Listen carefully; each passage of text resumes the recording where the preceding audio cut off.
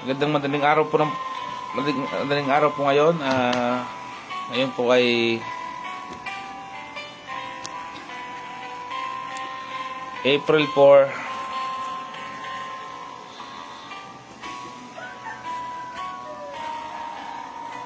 araw na Sabado. Yung Holy Week special po ng Chapel of Worship Christian Faith Ministry. Tayo po ay magpapatuloy sa ating programang ito. Sa tradisyong Kristiyano po, ito tinatawag nilang Black Saturday o Holy Saturday.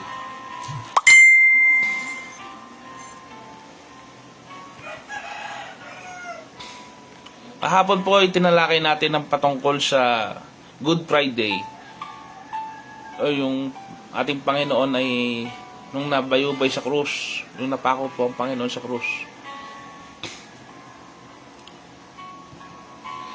Hindi lamang araw ng pagluluksa itong araw ng Holy Saturday o Black Saturday na ito, kundi ito ay isang makabuluhang araw o sandali ng paghihintay o pagtitiwala natin sa Panginoon.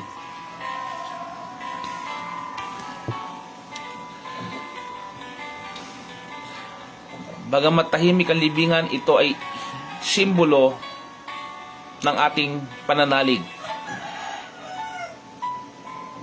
Simbolo ng ating pananampalataya sa Diyos na siyang kumikilos sa atin sa gitna ng kadiliman, sa gitna ng walang kasiguruduhan sa buhay na ito. Itutuon natin ang pag-aaral na ito patungkol sa pagkilos ng Diyos sa gitna ng katahimikan.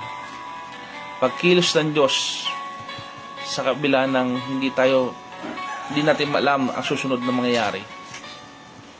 Sapagkat ang Kristong napako sa krus ay binalot ng kayong lino at inilibing.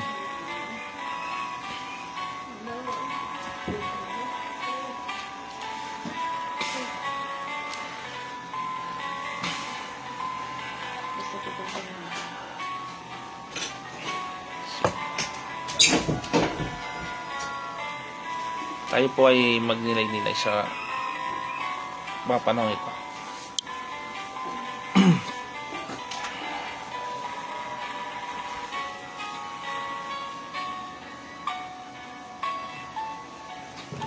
Pag-isipan po natin ang ating mga nakaraang araw, mga nakaraang panahon sa kabutihan ng Diyos sa ating mga buhay. Pag nilay-nilayan natin ang ginawa ng Panginoon para sa atin.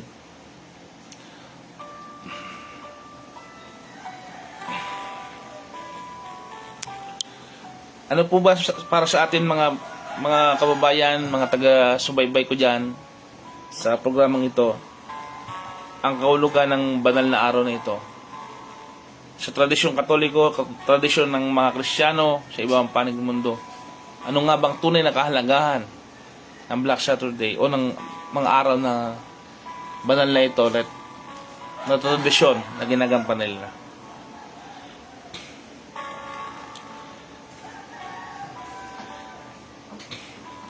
Ito po ba ang pagbibigay natin ng panahon sa Panginoon na pagninilay? Panahon po ba ito ng bakasyon o pahinga sa iba? Panahon ho ba ito ng paggala? Panahon ho ba ito upang mag-swimming o pumunta sa mga paliguan o sabihin nilang upang magsaya ang tao dahil bakasyon? Itong mga panahon na ito ay sa tradisyong Kristiyano ay ginagamit natin para alalahanin na mayroong tagapagligtas na pinadala ang Amang nasa langit. Alalahanin natin na mayroong, kaya nga tinawag itong banal na araw, ang purpose po nito ay bulay-bulayan natin na sangkatauhan, sa history na sangkatuan, merong namatay na tagapagligtas. May ginampanan role ang Mesiyas na sa mga huling sandali ng kanyang buhay, sinabi niya, naganap na at ibinigay niya ang kanyang espiritu sa kanyang Amang nasa langit. Tayo po'y magsimula sa pag-aaral. Ano nga ba ang kahulugan ng araw na to o araw ng Sabado, Sabado de Gloria?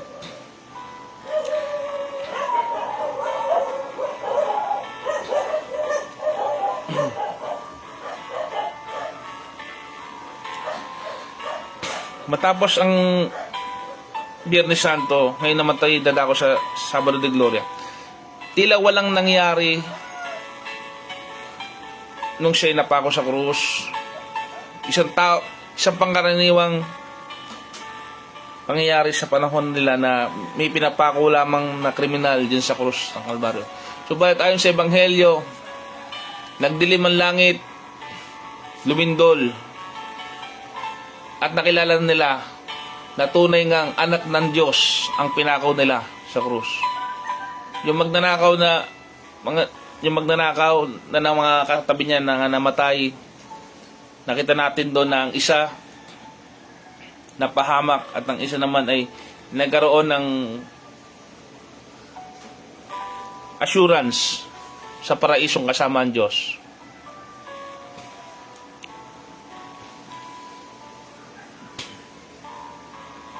Nakita natin doon yung katotohanan nung inulos ng kawal yung tagiliran ng Panginoon. Nakilala ng lahat na kung sino nga ba ang kanilang ginawa ng karumal-dumal na capital punishment ng pagpapako sa krus. Sapagkat kinakailangan ito matupad dahil ito'y nakasaad sa kasulatan, sa propesiya. Ang katahimikan ng mga panahong iyon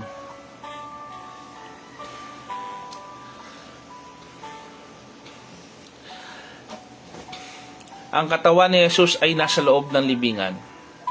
Isang tahimik na pagkakataon kung saan wala siyang ibang kasama.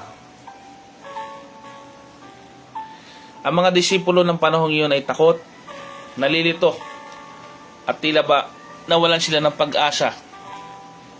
Ang kanilang guro, ang kanilang rabi, ang kanilang Mesiyas ay nadakip, napatay doon sa krus. Tila natalo ang kanilang tagapagligtas. Tila natalo ang Mesiyas na kanilang inaasahan. Sa katotohanan, sa gitna ng katahimikan ito, ay naalala natin ang ginawa ng Panginoon na siya'y namatay para sa atin. Ang Diyos ay kumikilos kahit hindi natin nakikita. Tandaan natin yan. Kahit tila patay ang sitwasyon, tinutupad ng Diyos ang kanyang pangako. Sa espiritual na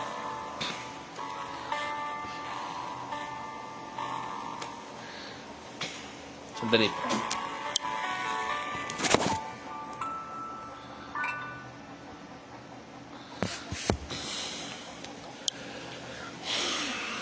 Siya ay kumikilos sa ating buhay.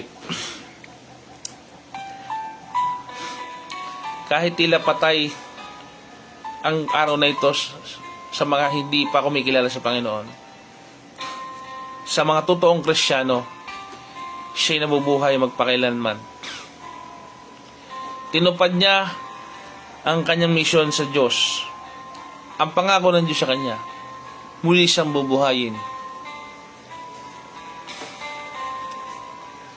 Ang kamatayan ay hindi pagkatalo. Sa katunayan, nilupig niya ito. Si Kristo ay mabubuhay magpakailanman sa ating mga puso. Siya ay nasa langit. Ito po ang bunga ng ginawa ng Panginoon, ang kaligtasan para sa lahat. Basahin po natin ang nasasaad sa Ebanghelyo ni Juan, Kabanata 8.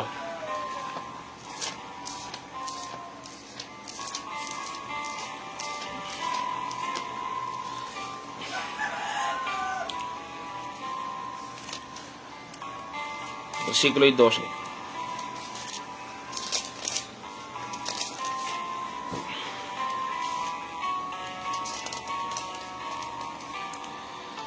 Muli ngang nagsalita sa kanila si Jesus na sinasabi, "Ako ang ilaw ng sanglibutan. Ang sumusunod sa akin ay hindi lalakad sa kadiliman, kundi magkakaroon ng ilaw ng kabuhayan." Si Jesus ang ilaw ng mundo. Siya po ang ilaw ng sanglibutan ito. Sa kabila ng kadiliman, sa kabila ng panahong yun na nasa libingan siya, siya ang tanging pag-asa ng madilim na sanlibutan ito.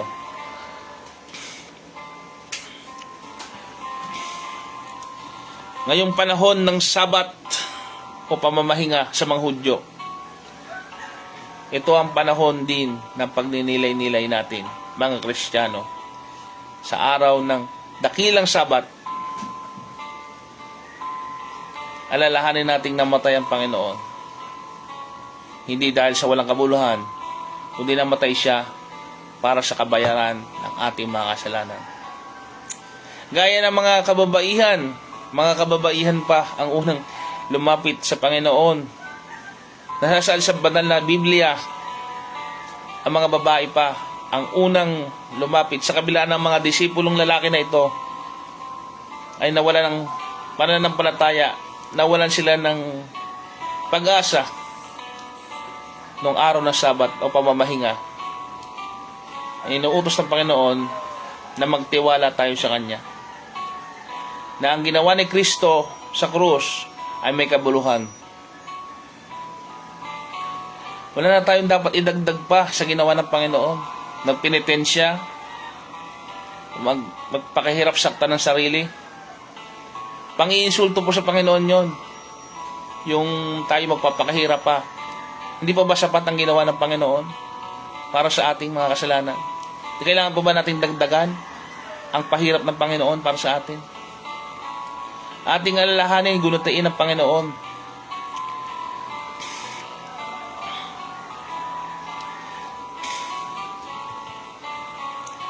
Anong magiging reaksyon natin? Anong magiging tugon natin sa ginawa ng Panginoon? Ano po ba dapat natin gagawin? Ay nakailangan sa gitna ng kalungkutan, sa gitna ng problema, sa gitna ng hindi magandang nangyayari sa buhay natin, huwag tayong sumuko sa pananampalataya. Huwag mawalan ng pag-asa. Kung ikaw ay nasa kadilimang ito ng buhay na ito, ngayong panahon ng pagninilay, hayaan mong makatagpo mo ang Diyos. Ito ang panahon ng paghihintay. Ito ang panahon ng pagsubok. Tandaan natin, bagamat tahimik ang Diyos, bagamat hindi siya nakikita, hindi nangangahulog ang hindi siya totoo. Nangangalugang may ginagawa siyang tahimik para sa iyo. Sa kabila ng kadiliman, may umagang darating. May bukas na darating. May liwanag na darating. Anong hakbang natin sa buhay nito? Ang kadiliman ay pansamantala. Bagamat parte ito ng buhay, ito'y pansamantala lamang. Sa susunod na araw, ang araw ng linggo, tinatawag natin linggo ng pagkabuhay sa mga tradisyon. Tiyak na darating ito. Maghintay po tayo ng may pananampalataya. Ating panalangin ang mga bagay-bagay na ito. Panginoon, salamat dahil sa gitna ng aming paghihintay, ikaw ay tapat. Turuan mo kaming magtiwala sa iyong plano kahit hindi namin ito lubos na nauunawaan. Tulungan mo kaming makita ang liwanag ng muling pagkabuhay sa kabila ng pagsubok na ito na dinadanas namin sa sanlibutan. Amen at amen.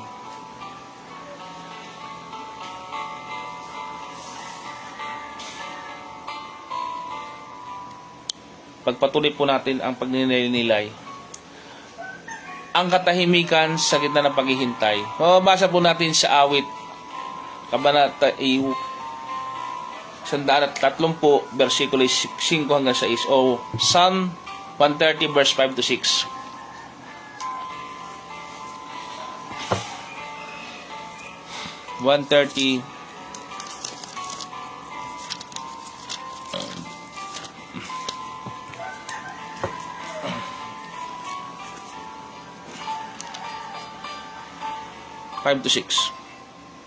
Aking hinihintay ang Panginoon, hinihintay ng aking kaluluwa, at sa kaniya'y salita ay umaasa ako. Hinihintay ng aking kaluluwa ang Panginoon ng higit kaysa paghihintay ng bantay sa umaga. Oo, higit kaysa bantay sa umaga. Naghihintay ako sa Panginoon, ang aking kaluluwa'y naghihintay, at sa kanyang salita ay umaasa ako. Ang aking kaluluwa'y naghihintay sa Panginoon, higit pa sa paghihintay ng bantay sa umaga. Nawa po, kagaya ng nasasaad sa awit, tayo po ay naghihintay ng matyaga sa ating Panginoon. Ang panahon na ito ay banal na paghihintay, na tila ba walang pag-asa sa iba, subalit tayo ay may pag-asa. Ang salita ng Diyos ang ating pinagtitiwalaan, sinasandigan. Itong salita ng Diyos ang tanging ilaw, gabay sa atin. Nagkatawang tao ang salita, ang berbo ay nagkatawang tao at nakapiling natin. Hindi ito isang pananampalatayang walang kabuluhan. Ito'y pananampalatayang may pagtatagumpay mula sa mundong walang pag-asa. Sa unang Pedro 3, versikulo 18, versikulo 19 hanggang 19, 1 Peter chapter 3, verse 18 to 19. Sapagkat si Kristo rin ay namatay na minsan para sa mga kasalanan. Pinatay sa laman, ngunit binuhay sa Espiritu, na sa pamamagitan nito ay humayo siya at nangaral sa Espiritong nasa bilangguan. Ito po yung sinasabi na may ginagawa ang Panginoon habang siya ay namatay doon sa krus. Hindi siya namatay. Siya'y bumaba doon sa ikalaliman o sa Hades upang ipangaral naman sa mga patay ang mabuting balita, upang sila man ay maligtas din. Nababasa ng katunayan, sinasabi yan ng 1 Peter chapter 3 verse 18 to 19. Nangaral po siya sa ilalim o sa Hades, sa mundo't daigdig ng mga patay.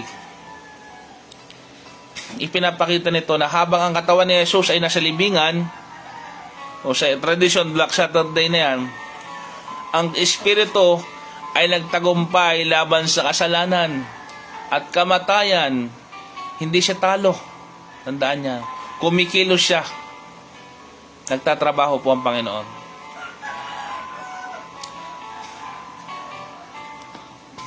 Anong mga pangako sa atin pag siya'y nabuhay o sa muling pagkabuhay ng Panginoon? Sabi niya John chapter 2 verse 19, or sa Juan Kabanata 2 versikulo 19. Sumagot si Jesus at sa kanila'y sinabi, ihiguho nyo ang templo. Kung naalala nyo yung sinabi niya sa mga pare, mga saserdote. Kaya sinabi niya, iguho ninyo ang templong ito at sa loob ng 3 araw ay itatayo ko itong muli. Sabi ng mga matataas na paring ito, matagal na panahon na itinayo yung templo at ikay guguhuin mo lamang. Kung pinaghirapan itong itayo, hindi nila naiintindihan na hindi naman yun yung literal na templo, kundi yung templo mismo ng Panginoong Yesus. Ibig sabihin, sa makatlong araw, itatayo niya, muling mabubuhay ang Panginoong Yesus. Ngayon pong araw na Sabato, Saturday, Black Saturday, sabi, ito po yung tinatawag na ikalawang araw. Patunay ito na tinupad ni Jesus ang kanyang time schedule, ang panahon kung saan iguguho niya, gugunawin niya yung sinasabing templo. Kung gumuho man ang mundo natin, kung gumuho man yung ating pananampalataya dahil siya namatay ang Panginoon sa panahon na yon, tandaan nyo, ang Diyos ay may pangako sa atin. Muli niyang itatayo ito sa ikatlong araw. Tandaan natin. May pag-asa sa kabila ng problema natin sa buhay. Pananalig sa kabila ng kawalan. Sabi ng Habakkuk chapter 2, verse 3, sapagkat ang pangitain ay para sa itinakdang panahon. Bagaman ito ay matagal, hintayin mo sapagkat ito'y tiyak na darating, hindi ito magluluwat. Yan ang sinasabi ng aklat. Bagay na bagay ito sa pakiramdam ng mga disipulo nung panahong iyon, nang namatay ang Panginoon. Mukhang huli na ang lahat, pero ang plano ng Diyos ay tiyak na darating.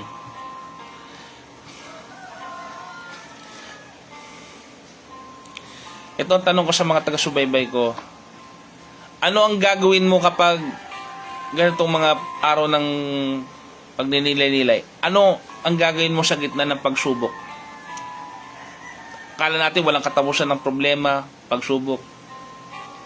Ang sagot, kinakailangan nating manatiling tapat.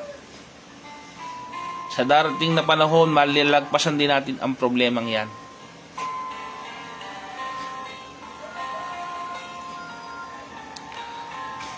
May itutulad natin ang ating buhay sa isang buto. Nalalaman nyo ba yung isang buto? Halimbawa, ano ba ito? Tawag dito ay buto. Nakita nyo ba ito? Ito yung buto ng kalabasa o anumang klaseng buto ito. Kapag natanim na ka ng buto sa lupa, ano ang makikita mo sa ibabaw? Wala. Parang walang nangyari. Walang mukhang patay sa lupa ang lupa. Tahimik, walang nangyayari. Pero sa ilalim ng lupa, kapag ito'y binaon mo sa ilalim ng lupa, itong butong ito, pag tinanim mo ito sa lupa, sa gitna ng dilim at dumi, mga buto, yung butong to, unti ito yung pumapasok at umuumpisang tumubo. May sumisuloy po dyan. Na tahimik, unti-unti. Ganyan-ganyan po ang mangyayari sa pananampalataya. Akala natin wala nangyayari. Akala natin baliwala ang ginagawa natin. Subalit, mayroong nangyayari sa katahimikan. Ang araw na ito ay parang buto sa ilalim ng lupa. Mukhang walang katapusan, mukhang walang nangyayari, mukhang pinabayaan na. Pero yun pala ang simula ng bagong buhay. Sa pakikinig at pakikinig ng salita ng Diyos, may nangyayari. Sa pagpapatuloy may nangyayari. Sa gitna ng katahimikan, ang Diyos ay hindi nangangahulugang siya ay natutulog. Kagaya ng kanta ni Gary B. Valenciano, natutulog ba ang Diyos? Hindi po siya natutulog. Siya ay naghihimala. Siya ay patuloy na nagpapatubo ng pananampalataya ng bawat nananampalataya sa Kanya. Isipin natin ang ginawa ng Panginoon. Isipin natin.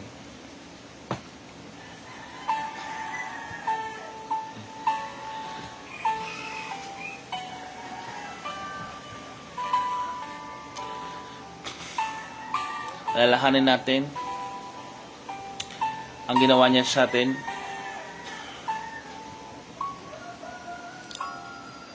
Ipakilala natin sa lahat na ang Panginoon natin ay tunay na Diyos na dapat kinikilala. Ang Diyos